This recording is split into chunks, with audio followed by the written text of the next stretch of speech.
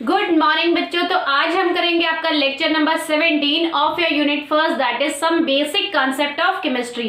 तो बेटा आज हम इस यूनिट का आपका लास्ट टॉपिक करेंगे, दैट इज लिमिटिंग रिएजेंट। आपके लिमिटिंग रिएजेंट क्या होते हैं या फिर लिमिटिंग रिएजेंट से कैसे प्रॉब्लम्स आपके क्वेश्चन पेपर में पूछे जाते हैं, आज हम वो ब्रीफली देखेंगे। तो बेटा लिमिटिंग रिएजेंट का कंसेप्ट पढ़ने से पहले मैं आपको लिमिटिंग रिएजेंट एक एग्जाम्पल के थ्रू समझाना चाहूंगी, ठीक है। तो देखो एग्जाम्पल फॉर एग्जाम्पल कि मान लो कि आपकी मदर घर से बाहर जा रही है, ठीक है, उनको कोई काम है और उनके बाद या उनके पीछे से कुछ गेस्ट आने वाले हैं, तो वो आपको कह के जाती हैं कि अगर गेस्ट मेरे एब्सेंस में आ जाते हैं तो आप उनको चाय बना के पिला देना। अब आपको तो चाय बनानी आती नहीं है, तो उसके लिए वो आपको मेन रेसिपी बता के जाती है कि चाय कैसे बनेगी, ठीक है। और वो आपको 1 पर्सन के हिसाब से बताती है कि 1 पर्सन के लिए 1 कप जो चाय बनाओगे उसमें आपके क्या इंग्रेडिएंट किस अमाउंट में लगेंगे,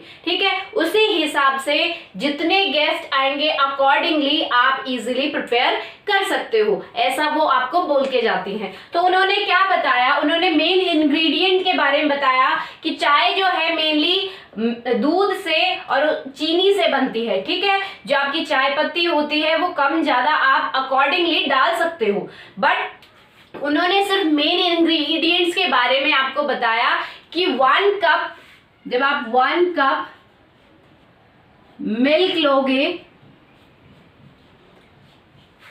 तो उसके लिए आपको 50 ग्राम्स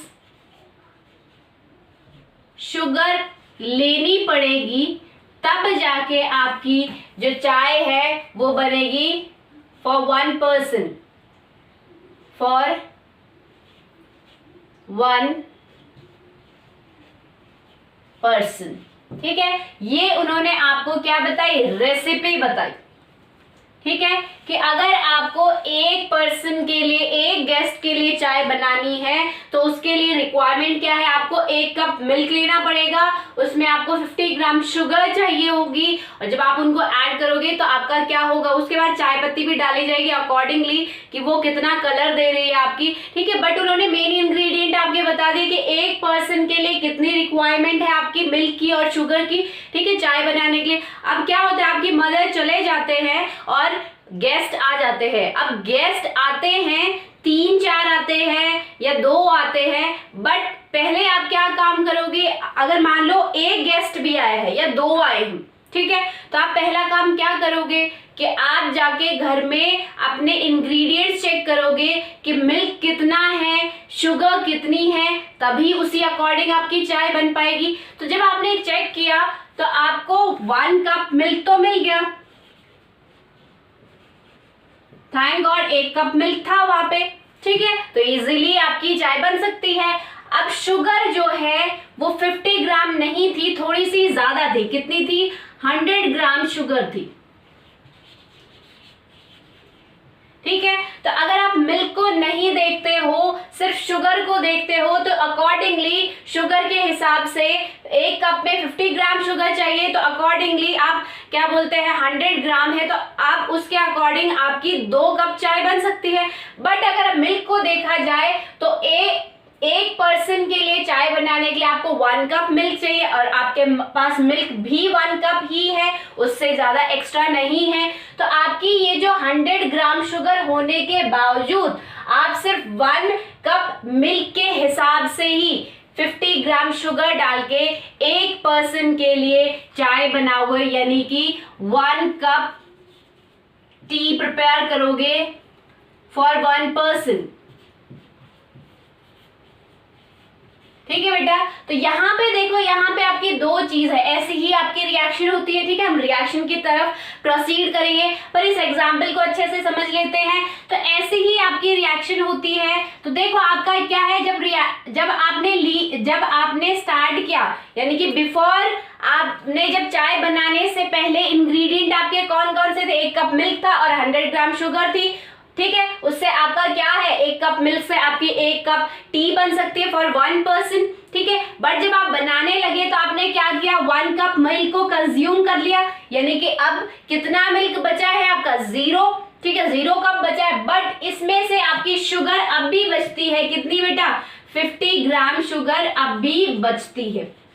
ठीक है, ये आपकी है बिफोर फॉर्मेशन ऑफ टी और ये है आपकी आफ्टर फॉर्मेशन ऑफ टी। ठीक है, आफ्टर फॉर्मेशन ऑफ टी आपके पास मिल्क नहीं बचता, सिर्फ शुगर बचती है और सिर्फ शुगर से आप चाय नहीं बना सकते हो, यानी कि आपकी चाय सिर्फ 1 ही कप बनेगी। तो ऐसी चीज या मैं कहूं ऐसा सब्सटेंस या ऐसा रिएजेंट जो कि रिएक्शन कंप्लीट होने के बाद 0 बच जाए, मतलब बिल्कुल फिनिश हो जाए, बिल्कुल एंड हो जाए, उस रिएजेंट को हम बोलते हैं लिमिटिंग रिएजेंट। यानी कि उस रिएजेंट को हम क्यों लिमिटिंग रिएजेंट बोल रहे हैं, क्योंकि वो लिमिट में है।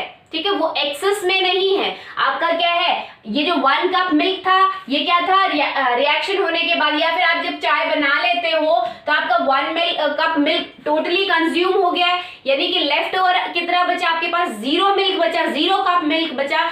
तो ऐसे ही अगर हम इस एग्जाम्पल को अगर आपकी किसी केमिकल रिएक्शन से कोरिलेट करते हैं बेटा, तो आपका क्या होगा, वो रिएजेंट या वो रिएक्टेंट जो कि लिमिट में है और जो रिएक्शन होने के बाद टोटली कंज्यूम हो जाता है, कुछ भी उसका बचता नहीं है लेफ्ट ओवर, उस रिएजेंट को हम बोलते हैं लिमिटिंग रिएजेंट। तो ये आपका क्या हुआ, 1 कप मिल्क आपका क्या हुआ, लिमिटिंग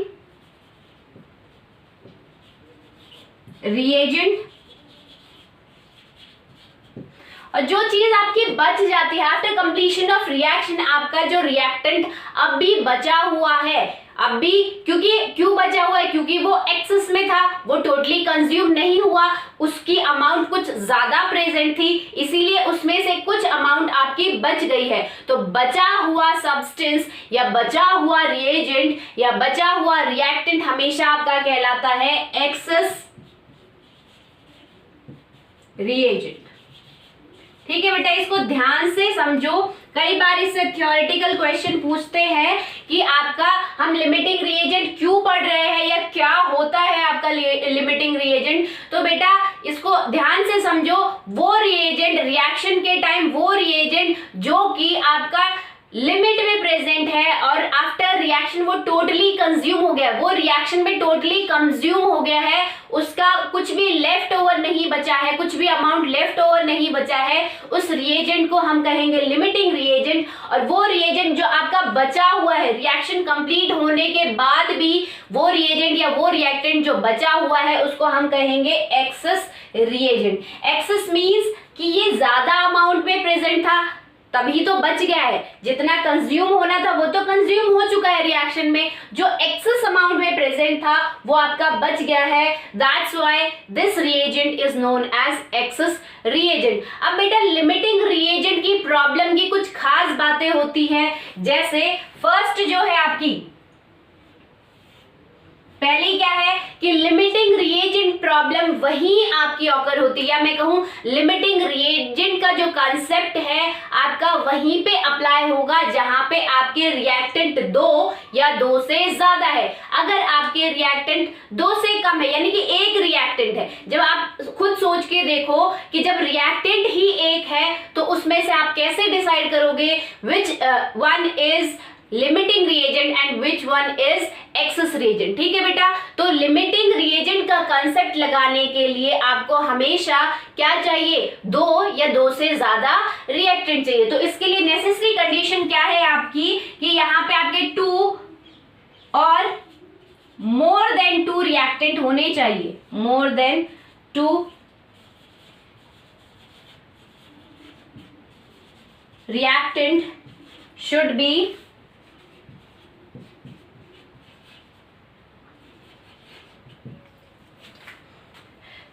होना क्या है आपका 2 या 2 से ज्यादा आपका रिएक्टेंट हमेशा प्रेजेंट होना चाहिए, तभी आप लिमिटिंग रिएजेंट का कंसेप्ट लगा सकते हो। दूसरी खास बात है लिमिटिंग रिएजेंट की प्रॉब्लम की, वो है आपकी बेटा एनी वन, कोई भी एक, एनी वन ऑफ देम जो आपके दो या दो से ज्यादा जो आपके रिएक्शन में रिएक्टेंट पार्टिसिपेट कर रहे हैं उनमें से कोई भी एक, लिमिटिंग रिएजेंट हमेशा एक ही होगा, ठीक है। तो जब आपके लिमिटिंग रिएजेंट का कांसेप्ट ऐसे रिएक्शंस में लग रहा है जहां पे आपके रिएक्टेंट दो या दो से ज्यादा है, तो वहां पे आपका लिमिटिंग रिएजेंट एक होगा, मतलब एक ही रिएक्टेंट आपका as a limiting reagent act कर सकता है। तो क्या है, any one of them may be in limit and it is known as limiting reagent, ठीक है बेटा। दो या दो से ज्यादा अगर रिएक्टेंट है तो उनमें से एक ही reactant as a limiting reagent आपका बिहेव करेगा। नेक्स्ट जो थर्ड मोस्ट इंपॉर्टेंट चीज है बेटा, या मैं कहूं मोस्ट इंपॉर्टेंट बात है, वो क्या है कि जो आपका प्रोडक्ट है, किसी भी रिएक्शन में कितना अमाउंट प्रोडक्ट बनेगा, कितनी क्वांटिटी प्रोडक्ट बनेगी, वो हमेशा डिसाइड करता है आपका लिमिटिंग रिएजेंट। लिमिटिंग रिएजेंट की हेल्प से ही आप प्रोडक्ट की अमाउंट या प्रोडक्ट की क्वांटिटी आसानी से पता लगा सकते हो, ठीक है बेटा। तो हम कह सकते हैं limiting reagent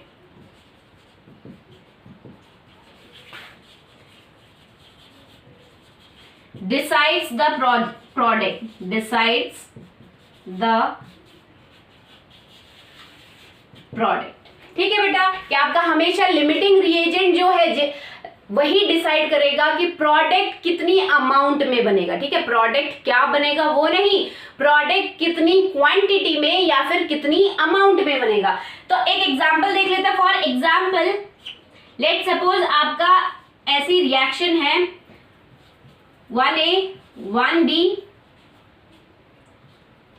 that will give you 1C, ठीक है।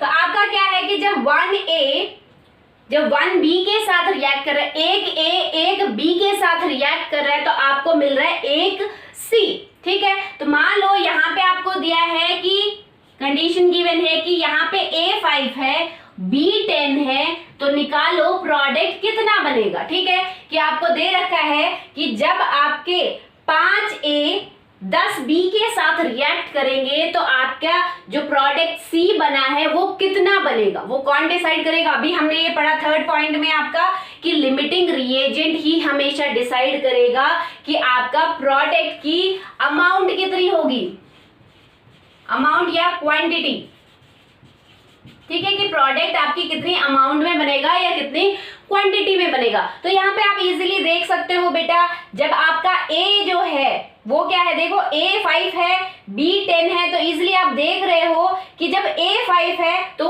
B5 को ही कंज्यूम करेगा, ठीक है। 5B को कंज्यूम करेंगे, बचे कितने, आपका 5B और बच जाता है। दैट मीन्स यहाँ पे आपका लिमिटिंग रिएजेंट कौन है, आपका LR कौन है, limiting reagent. LR means limiting reagent आपका कौन है, A है। तो जब आपके 5A B के साथ रिएक्ट करेंगे तो 5 को ही कंज्यूम करेंगे, बाकी जो बचा हुआ है वो लेफ्ट ओवर होगा, वो आपका एक्सेस रिएजेंट होगा, ठीक है। तो यहां से इजीली आपका क्या है, 5 जब 5 इसके साथ रिएक्ट करेंगे तो आप यहां से आसानी से बता सकते हो कि आपका प्रोडक्ट कितना बनेगा, 5 बनेगा। क्यों, क्योंकि वो डिसाइड कौन कर रहा है, आपका लिमिटिंग रिएजेंट डिसाइड कर रहा है। तो लिमिटिंग रिएजेंट अगर 5 है तो प्रोडक्ट भी यहाँ आपका क्या बनेगा, 5 बनेगा, ठीक है। तो ये तो आपका एक इमेजिनरी या हाइपोथेटिकल एग्जांपल लिया है। हम और एग्जांपल करके देख लेते हैं जिससे आपका ये कॉन्सेप्ट और ज्यादा क्लियर होगा,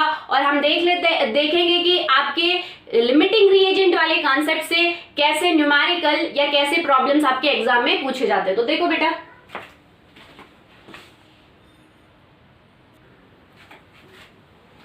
तो बेटा हम प्रॉब्लम्स देखते हैं कि लिमिटिंग रिएजेंट की प्रॉब्लम्स कैसे पूछी जाती है और आप उसको कैसे स्टेप बाय स्टेप सॉल्व करते हो। तो फॉर एग्जांपल आपका एक क्वेश्चन गिवन है that 2A plus 3B will give you 4C plus 5D।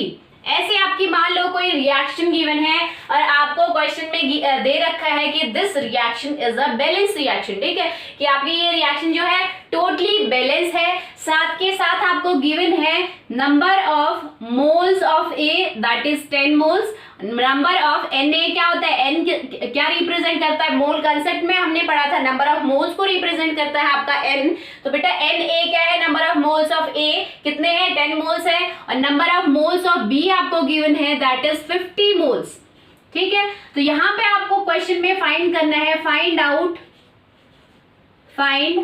Out LR, यानी कि आपको लिमिटिंग रिएजेंट निकालना है कि इस रिएक्शन में कौन सा लिमिटिंग रिएजेंट है, साथ के साथ एंड ऑल्सो साथ के साथ आपको निकालना है, मान लो number of moles of C and number of moles of D in this reaction. ठीक है बेटा, तो आपको ये सिंपली एक रिएक्शन गिवन है, नंबर ऑफ मोल्स A और B के गिवन है, आपको इसमें इस रिएक्शन में से आपको निकालना है कि लिमिटिंग रिएजेंट कौन सा है, साथ के साथ आपका जो प्रोडक्ट है C और D जो प्रोडक्ट बन रहा है वो कितने अमाउंट में बन रहे हैं, यानी कि कितनी क्वांटिटी में बन रहे हैं। तो हमने अभी पढ़ा था कि आपके प्रोडक्ट कितनी क्वांटिटी में या कितनी अमाउंट में बनेंगे वो कौन डिसाइड करता है, लिमिटिंग रिएजेंट। तो पहले आपको निकालना है कि लिमिटिंग रिएजेंट कौन सा है, उसी के हिसाब से आपकी प्रोडक्ट की अमाउंट डिसाइड होगी। तो हम इसको स्टेप बाय स्टेप प्रोसेस से करते हैं। तो स्टेप फर्स्ट जो है बेटा, मोस्ट इंपॉर्टेंट स्टेप है कि आपको हमेशा पहले ये चेक करना है कि आपकी ये जो रिएक्शन गिवन है, आपकी ये जो प्रॉब्लम गिवन है, ये लिमिटिंग रिएजेंट की प्रॉब्लम है या नहीं है। क्योंकि अब तो हम आपके लिमिटिंग रिएजेंट का कंसेप्ट पढ़ रहे हैं, तो टोटली हम लिमिटिंग रिएजेंट वाले ही एग्जांपल लेंगे। बट अगर आपको एग्जाम में बहुत सारे क्वेश्चंस गिवन होते हैं, बहुत सारी रिएक्शंस गिवन होती है, तो उस केस में आप कैसे चेक करोगे कि आप क्या ये जो प्रॉब्लम गिवन है वो लिमिटिंग रिएजेंट की है या नहीं है। क्योंकि अगर लिमिटिंग रिएजेंट की प्रॉब्लम नहीं है तो उसको आप नॉर्मली ही सॉल्व करके निकाल सकते हो, बट अगर आपकी लिमिटिंग रिएजेंट की प्रॉब्लम है तो बेटा उसको लिमिटिंग रिएजेंट वाले मेथड से ही आपको निकालनी पड़ेगी। तो स्टेप फर्स्ट होगा हमारा find out whether it is LR problem, limiting reagent problem or not। ठीक है बेटा, आपको पहले चेक करना है कि ये जो आपकी प्रॉब्लम है लिमिटिंग रिएजेंट की है या नहीं है। तो उसके लिए बहुत छोटी सी ट्रिक है, मैं आपको शॉर्ट ट्रिक बता देती हूँ, लेंथी करने की जरूरत नहीं, आप नॉर्मली ही देख सकते हो कि आपके जो स्टाइकियोमेट्रिक कोएफिशिएंट है of A, stoichiometric coefficient SC, मतलब स्टाइकियोमेट्रिक कोएफिशिएंट हम पढ़ चुके हैं। स्टाइकियोमेट्रिक कोएफिशिएंट आपका क्या होता है, जो भी आपका रिएक्टेंट है उसके जो सामने आपके जो भी नंबर्स लिखे हैं, जो भी आपके इंटीजर्स लिखे हैं, वो हमेशा आपके कहलाते हैं स्टाइकियोमेट्रिक कोएफिशिएंट। तो बेटा आप कैसे निकाल सकते हो कि आपकी ये जो प्रॉब्लम है लिमिटिंग रिएजेंट की है या नहीं है। स्टाइकियोमेट्रिक कोएफिशिएंट ऑफ ए और स्टाइकियोमेट्रिक कोएफिशिएंट ऑफ बी का जो रेशियो निकलेगा, पहले आप रेशियो निकाल के देखो, रेशियो क्या निकलेगा। देखो स्टाइकियोमेट्रिक कोएफिशिएंट ऑफ ए क्या है, 2 है, स्टाइकियोमेट्रिक कोएफिशिएंट ऑफ बी क्या है, 3 है। तो हमारा जो स्टाइकियोमेट्रिक कोएफिशिएंट ऑफ ए और बी का कितना निकला है, 2/3 निकला है। ठीक है, तो पहले आप स्टाइकियोमेट्रिक कोएफिशिएंट निकालो जितने भी आपके रिएक्टेंट है उनका। ठीक है, नेक्स्ट जो स्टेप है बेटा, नेक्स्ट हमारा स्टेप है कि नंबर ऑफ मोल्स का रेशियो भी निकाल के देखो, number of moles of A and number of moles of B का रेशियो निकाल के देखो। तो number of moles of A आपका गिवन है 10, number of moles of B आपका गिवन है 50। इसको अगर आप सॉल्व करोगे तो आपका आंसर आ जाएगा इसका रेशियो 1/5। तो बेटा यहां से आपको कैसे पता लगे, बस आपको ये निकाल के देखना है जो कि आपको टोटली क्वेश्चन में डायरेक्टली गिवन होगा, कुछ फाइंड नहीं करना है उसमें। तो अगर आपका stoichiometric coefficient of A to the ratio of stoichiometric coefficient of B, इन दोनों का अगर जो रेशियो निकलता है वो अगर इक्वल है, किसके इक्वल है, ratio of number of moles of A and B, तो आपकी ये प्रॉब्लम जो है वो क्या है, वो लिमिटिंग रिएजेंट की प्रॉब्लम नहीं है। ठीक है, ये अगर आपके दोनों रेशियो अगर सेम होंगे तो आपकी ये लिमिटिंग रिएजेंट की प्रॉब्लम नहीं है। क्यों बेटा, क्योंकि अगर दोनों आपके सेम आ रहे, दोनों जो आपके रेशियो इक्वल आ रहे, दैट मीन्स आपकी टोटल कंजप्शन है।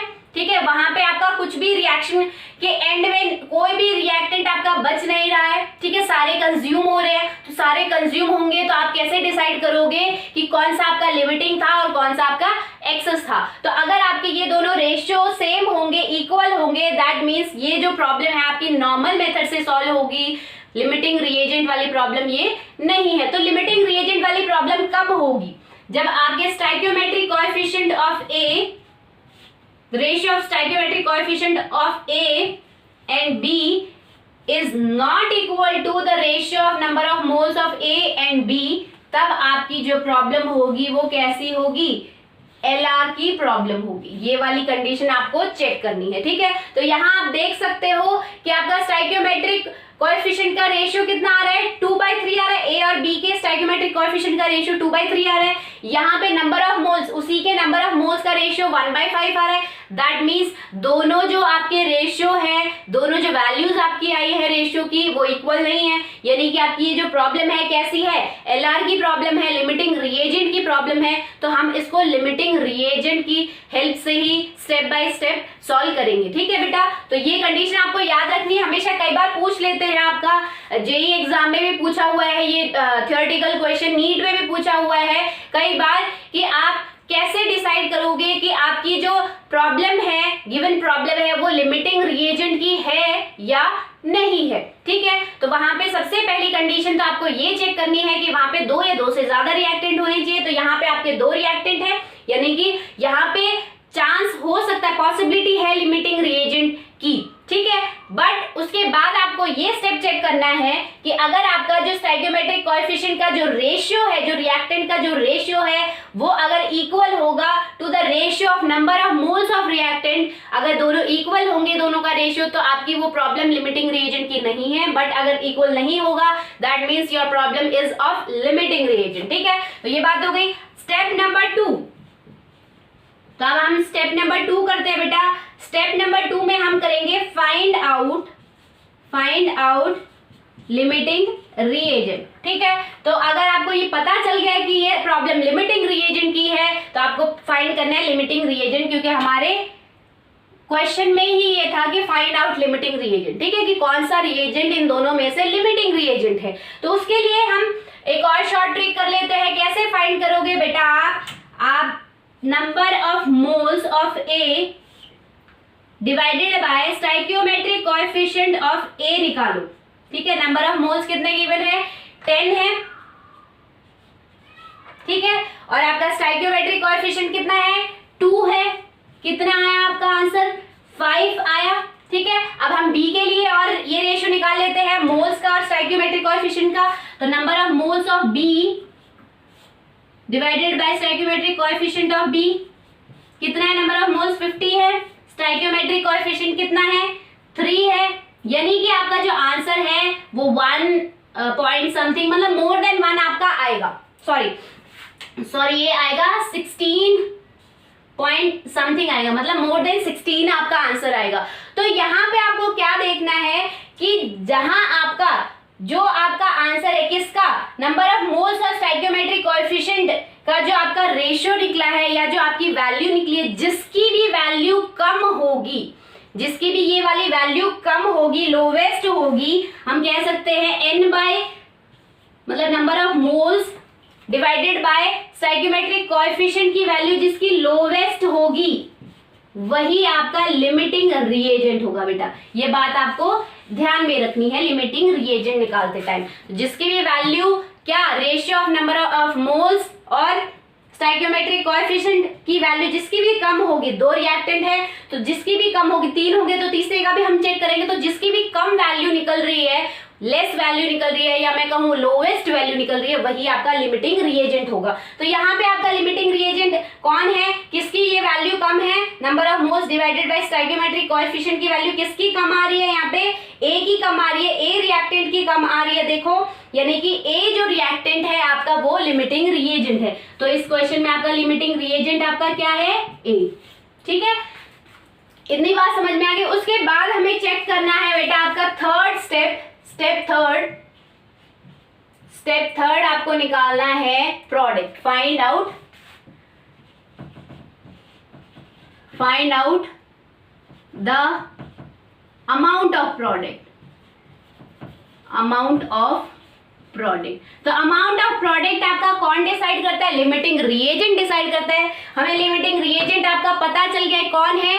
ए है। तो आप प्रोडक्ट कैसे निकालोगे बेटा?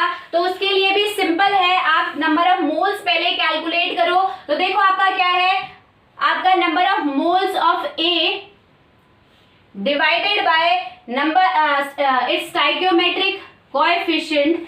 ए का जो number of moles of A divided by stoichiometric coefficient का जो रेशियो है वो इक्वल होगा किसके बराबर? आपके प्रोडक्ट के बराबर। यानी कि हमें यहाँ पे क्या निकालना है? प्रोडक्ट की अमाउंट निकालनी है with respect to limiting reagent. Limiting reagent कौन है? ए है। तो हमें प्रोडक्ट सी प्रोडक्ट और डी प्रोडक्ट की क्वांटिटी निकालनी है विद रिस्पेक्ट टू ए, क्योंकि लिमिटिंग रिएजेंट ही आपका डिसाइड करता है प्रोडक्ट की कितनी क्वांटिटी है। तो हम कह सकते हैं कि ये जो रेशियो है आपका वो हम इक्वल लिख सकते हैं किसके बराबर? Number of moles of C divided by stoichiometric coefficient of सी।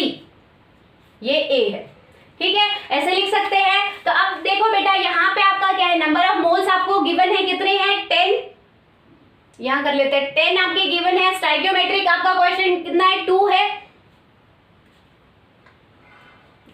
यानी कि आपकी वैल्यू कितनी आई है? 10/2। डायरेक्ट हम लिख सकते हैं 5 आ गई है।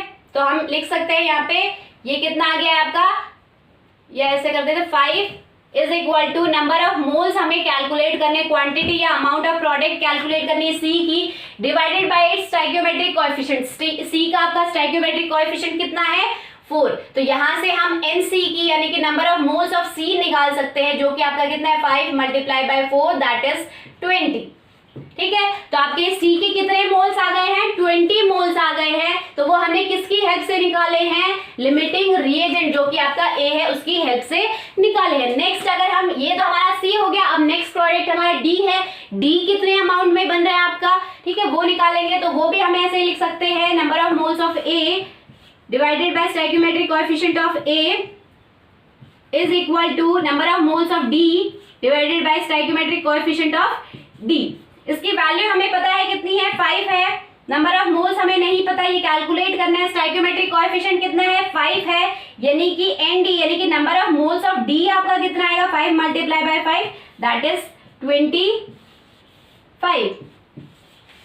ठीक है बेटा, तो यहां से आपका पूरा टोटल क्वेश्चन कंप्लीट होता है। एक बार फिर मैं आपको बता देती हूँ स्टेप बाय स्टेप। किसी भी आपकी प्रॉब्लम जो भी गिवन है उसको पहले आपको चेक करना है whether it is limiting reagent problem और नॉट। तो उसके लिए आपको क्या करना है? स्टेप फर्स्ट में क्या करना है कि जो स्टोइकियोमेट्रिक कोएफिशिएंट का जो रेशियो आएगा वो चेक करना है, वो रेशियो कैलकुलेट करना है। तो आपका देखो stoichiometric coefficient of A divided by B 2/3 आ रहा है। फिर आपको उन्हीं के नंबर ऑफ मोल्स का रेशियो चेक करना है, वो आपका 1/5 आ रहा है। अगर दोनों रेशियो स्टोइकियोमेट्रिक कोएफिशिएंट्स का रेशियो और नंबर ऑफ मोल्स का रेशियो अगर बराबर होगा दैट मींस आपकी प्रॉब्लम लिमिटिंग रिएजेंट की नहीं है, वहां टोटल कंजप्शन होता है। ठीक है, बट अगर आपका रेशियो इक्वल नहीं है दैट इज आपकी लिमिटिंग रिएजेंट की प्रॉब्लम है। तो अगर लिमिटिंग रिएजेंट की प्रॉब्लम आपकी है तो वहां आपको सबसे पहले कैलकुलेट करना है कि कौन सा रिएजेंट आपका limiting as a limiting reagent act कर रहा है यहाँ पे। ठीक है, तो स्टेप 2 होगा find out limiting reagent. Find out limiting reagent यानी कि लिमिटिंग रिएजेंट को फाइंड करने के लिए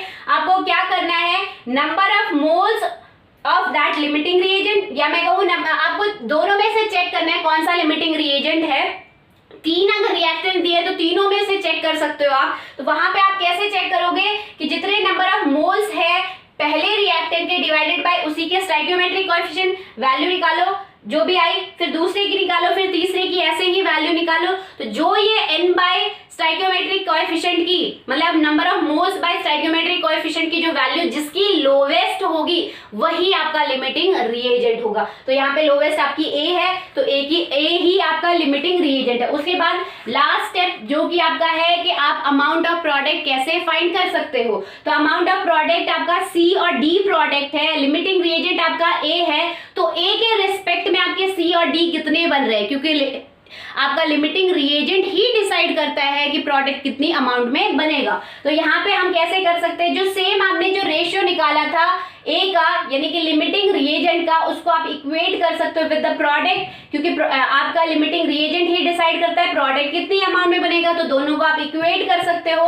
तो इक्वेट करने से वहां आपको number of moles of product easily मिल जाएंगे। तो इन 3 सिंपल स्टेप की हेल्प से आप इजीली फाइंड कर सकते हो बेटा किसी भी लिमिटिंग रिएजेंट वाली प्रॉब्लम में से पहला लिमिटिंग रिएजेंट कौन सा है और दूसरा कि आपका प्रोडक्ट कितनी क्वांटिटी में बनेगा। एक और एग्जांपल कर लेते हैं जो आपका एग्जाम में पूछा गया था, तो देखो कैसा है वो।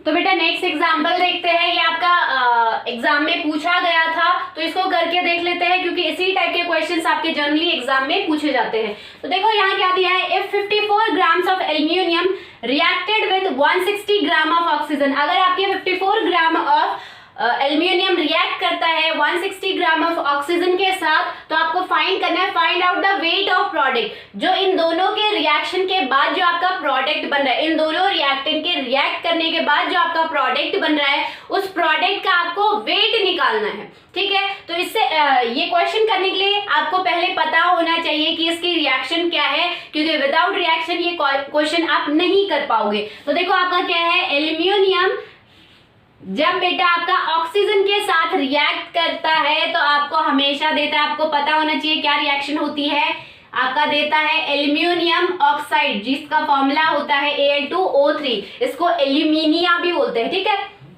एल्यूमिना भी बोलते हैं इसको। तो आपका क्या है, पहले हमारा अगर कोई रिएक्शन गिवन है तो पहले हम चेक करेंगे कि वो रिएक्शन बैलेंस है या नहीं है, क्योंकि बैलेंस रिएक्शन ही आपको रेसिपी बताती है। ठीक है, तो हम देखते हैं, यहाँ पे देखो बेटा ऑक्सीजन यहाँ पे 3 है, ऑड नंबर में है, तो यहाँ पे इवन नंबर में है, तो हम उसको इवन में कन्वर्ट करने के लिए यहाँ पे अगर 1 लिखते हैं तो 1 मल्टीप्लाई बाय 3 ही रहेगा, तो 2 लिखते हैं 2 मल्टीप्लाई बाय 3 कितना होगा 6। ऑक्सीजन कितने हो गए, 6 हो गए प्रोडक्ट की साइड। यहाँ पे ऑक्सीजन कितने हैं बेटा, 2 है, तो इसको 6 करने के लिए 3 2 6। अब वहां देखिए एल्यूमिनियम कितने, 4 हैं बेटा वहां एल्यूमिनियम, और यहाँ पे एल्यूमिनियम आपके कितने हैं, 1 है, तो आप यहाँ कैसे कर सकते हो 4। ठीक है, तो 4Al react with 3O2 that will give you 2Al2O3। ठीक है बेटा, तो ये आपकी रिएक्शन हो गई। अब हम स्टेप बाय स्टेप चलते हैं। फर्स्ट स्टेप हमारा क्या था, find whether it is LR problem और नॉट, लिमिटिंग रिएजेंट की प्रॉब्लम है या नहीं है, ये आपको पहले चेक करना है। ठीक है, तो उसके लिए हमने क्या किया था बेटा, जो भी आपके रिएक्टेंट गिवन है उनके स्टाइकियोमेट्रिक का रेशियो निकाला था, स्टाइकियोमेट्रिक कोएफिशिएंट का रेशियो निकाला था। तो आपका क्या था, stoichiometric coefficient of aluminium divided by stoichiometric coefficient of oxygen. तो यहाँ पे देखो क्या है, स्टाइकियोमेट्रिक कोएफिशिएंट 4, ऑक्सीजन का कितना है 3। ठीक है, तो आपके क्या है 4/3, यहाँ आपका आंसर आ गया। नेक्स्ट हमारा क्या था कि हमें चेक करना है इन दोनों रिएक्टेंट जिसका हमने स्टाइकियोमेट्रिक कोएफिशिएंट का रेशियो निकाला है, उन्हीं का हमें नंबर ऑफ मोल्स का भी रेशियो निकालना है। तो यहाँ पे पहले वाले क्वेश्चन में आपको नंबर ऑफ मोल्स गिवन थे, बट यहाँ पे आपको नंबर ऑफ मोल्स गिवन नहीं है, तो आपको नंबर ऑफ मोल्स भी कैलकुलेट करने पड़ेंगे। तो हम कैलकुलेट करेंगे number of moles of aluminium. बेटा आपको पता है नंबर ऑफ मोल्स हमने मोल कंसेप्ट में पढ़े थे, वो कंसेप्ट आपका यहाँ यूज होगा, इसीलिए हमने मोल कंसेप्ट आपका पढ़ा था, क्योंकि काफी बार क्वेश्चंस में आपको नंबर ऑफ मोल्स, वेट वगैरह निकालने पड़ जाते हैं। तो हमने पढ़ा था कि नंबर ऑफ मोल्स आपका क्या होता है, आप कैसे कैलकुलेट कर सकते हो, given mass in grams divided by molecular mass या मोलर मास बोल सकते हैं, जिसकी यूनिट होती है ग्राम पर मोल। ठीक है, तो ग्राम से ग्राम कैंसिल हो जाएगा, आपकी वैल्यू मोल्स में आ जाएगी। ठीक है, तो यहाँ पे गिवन मास कितना है आपका 54 ग्राम्स आपको गिवन है, और एल्यूमिनियम का मोलर मास आपका कितना होता है बेटा, आपको पता है 27 ग्राम्स होता है, 27 ग्राम पर मोल होता है। तो ग्राम से ग्राम कैंसिल, 27 1 2 यानी कि आपका आ गया है 2 मोल। ठीक है, तो Na की वैल्यू निकल गई। अब अगर हम यहां कैलकुलेट करते हैं number of moles of oxygen, तो बेटा ऑक्सीजन का क्या है, वैसे सेम मेथड से गिवन मास कितना है 160 gram divided by molar mass, oxygen का मोलर मास होता है 32 ग्राम पर मोल, तो ग्राम से ग्राम कैंसिल और यहां आपका आंसर आ जाएगा देखो 5 मोल। ठीक है बेटा, तो आपके नंबर ऑफ मोल्स कैलकुलेट हो गए, तो यहां से हम रेशियो निकाल सकते हैं number of moles of aluminium और number of moles of oxygen का इजीली रेशियो निकाल सकते हैं। कितना है आपका 2/5। तो आप देख सकते हो ये दोनों रेशियो जो है इक्वल नहीं है आपस में, दैट मीन्स ये रिएक्शन आपकी कैसे लिमिटिंग रिएजेंट की ही प्रॉब्लम है। ठीक है, तो हमें ये पता चल गया ये प्रॉब्लम आपकी लिमिटिंग रिएजेंट की है, क्योंकि आपके जो स्टोइकियोमेट्रिक कोएफिशिएंट का रेशियो है वो नंबर ऑफ मोल्स के रेशियो से मैच नहीं कर रहा है, मैच करता तो वो लिमिटिंग रिएजेंट की प्रॉब्लम नहीं होती, नहीं कर रहा है, दैट मीन्स आपकी लिमिटिंग रिएजेंट की ही प्रॉब्लम है। तो सेकेंड स्टेप हमारा क्या है, क्योंकि ये आपकी लिमिटिंग रिएजेंट की प्रॉब्लम है तो हम क्या करेंगे, स्टेप 2 में हम फाइंड करेंगे कि आपका लिमिटिंग रिएजेंट इनमें से, इन रिएक्टेंट में से कौन सा है, find out limiting reagent LR। ठीक है, तो LR फाइंड करने के लिए हमने देखा था कि नंबर ऑफ मोल्स, पहले एल्यूमिनियम का ले लेते हैं, divided by its stoichiometric coefficient. ठीक है, तो आपका नंबर ऑफ मोल्स कितने आ गए एल्यूमिनियम के, 2 आ गए हैं। स्टोइकियोमेट्रिक कोएफिशिएंट कितना है बेटा, 4 है। यहां से आपका आंसर आता है 1/2, दैट इज 1/2, जो कि अप्रोक्सीमेटली 0.5 होता है। ठीक है, तो अगर हम नेक्स्ट देखें, नेक्स्ट आपका क्या है, अगर हम यही रेशियो किसके लिए निकालते हैं, ऑक्सीजन के लिए, यानी कि नंबर ऑफ मोल्स और स्टोइकियोमेट्रिक कोएफिशिएंट का रेशियो निकालते हैं, तो आपका कितना निकलता है, नंबर ऑफ मोल्स कितने हैं 5 और आपका स्टोइकियोमेट्रिक कोएफिशिएंट का कितना है ऑक्सीजन का 3, यानी कि 5/3, जो कि आपका 1 पॉइंट समथिंग होगा, यानी कि मोर देन 1 होगा। ठीक है, मोर देन 1 होगा। तो यहाँ पे हमने क्या कहा था कि कौन सा आपका लिमिटिंग रिएजेंट होगा, जिसका आपका N/SC यानी कि नंबर ऑफ मोल्स और स्टोइकियोमेट्रिक कोएफिशिएंट का रेशियो जिसका कम होगा, जिसकी वैल्यू कम होगी, जिसकी वैल्यू लोवेस्ट होगी, वही आपका as a limiting reagent act करेगा। तो दोनों में से किसकी है, इसकी 0.5 है एल्यूमिनियम की और इसकी कितनी है, मोर देन 1 है, यानी कि आपका लिमिटिंग रिएजेंट कौन है, एल्यूमिनियम। लिमिटिंग रिएजेंट यहाँ पे कौन है बेटा, एल्यूमिनियम। ठीक है, उसके बाद हम स्टेप 3 आपका करते हैं। स्टेप 3 आपका क्या था, हम प्रोडक्ट निकालेंगे और प्रोडक्ट में हम क्या कर रहे थे, मोल्स ऑफ प्रोडक्ट निकाल रहे थे, number of moles of product, number of moles of product, ये चीज आपको याद रखनी है। ठीक है, तो हम प्रोडक्ट कैसे निकाल रहे थे, क्योंकि लिमिटिंग रिएजेंट ही आपके प्रोडक्ट की अमाउंट को डिसाइड करता है कि कितना आपका, कितनी क्वांटिटी में आपका प्रोडक्ट बनेगा। तो आपका लिमिटिंग रिएजेंट कौन है बेटा, एल्यूमिनियम, यानी कि हम NaL नंबर ऑफ मोल्स और स्टोइकियोमेट्रिक कोएफिशिएंट ऑफ एल्यूमिनियम का रेशियो लेंगे, उसको इक्वेट करेंगे प्रोडक्ट आपका जो बना है उससे। तो प्रोडक्ट आपका क्या बना है, एल्यूमिनियम ऑक्साइड, यानी कि number of moles of aluminium Al2O3 aluminium oxide upon stoichiometric coefficient of aluminium oxide. ठीक है, पूरा भी लिख सकते हो Al2O3। तो यहाँ पे आपको ये रेशियो पता है कितना है आपका, 1/2 है आपका ये रेशियो, और आपको नंबर ऑफ मोल्स नहीं पता एल्यूमिनियम के Al2O3, बट आपको स्टोइकियोमेट्री पता है कितनी है, 2 है। ठीक है, तो ये 2 अगर यहाँ चला जाएगा तो 2/2 आपका क्या हो जाएगा, कैंसिल हो जाएगा, 1 वैल्यू आपकी आ जाएगी, यानी कि नंबर ऑफ मोल्स कितने निकल गए हैं एल्यूमिनियम ऑक्साइड के, 1 मोल। ठीक है, तो यहाँ पे 1 मोल निकल गया, यानी कि हमने मोल्स की टर्म में निकाला है, बट हमें क्वेश्चन क्या दिया है, क्वेश्चन में क्या दिया है, वेट ऑफ प्रोडक्ट निकालना है। तो वेट आपको पता है कि वेट या फिर मास आप कैसे निकालते हो, मान लो आपको गिवन मास गिवन नहीं है, या मैंने कहा था वेट भी सेम चीज ही होती है, हम सेम कंसिडर मान के चलते केमिस्ट्री में। तो वेट अगर आपको नहीं गिवन है, मोल्स गिवन है, मोलर मास आपको पता है, वो तो फॉर्मूले से ही आप निकाल सकते हो। ठीक है, तो वहां आप वेट कैसे निकालोगे, इसी फॉर्मूले से आपका वेट का भी फॉर्मूला डिराइव होता है जो हम कर चुके हैं, that is weight equal to weight of aluminium oxide is equal to number of moles multiply by molar mass. ठीक है बेटा, तो आपका क्या होगा, देखो नंबर ऑफ मोल्स कितने हैं एल्यूमिनियम ऑक्साइड के, 1 है, मल्टीप्लाई बाय मोलर मास आपका कितना है, 102 है। कैसे निकाला हमने, देखो आपका क्या है, एल्यूमिनियम कितने हैं, 2 है, एक एल्यूमिनियम का कितना होता है, 27 होता है, तो 2 का कितना होगा, 54। ठीक है, 2 मल्टीप्लाई बाय 27 54 के बराबर होता है। नेक्स्ट आपका क्या है, ऑक्सीजन है, एक ऑक्सीजन का कितना होता है, 16, तो यहाँ ऑक्सीजन कितने हैं, 3, तो यहाँ पे आपका क्या होगा, इसका आपका 48, तो टोटल आपका होगा 102। ठीक है, तो यहाँ पे हमने मॉलिक्यूलर मास निकाल लिया है, तो यहाँ पे आपका वेट निकल गया है, wait of aluminium oxide that is 102 gram.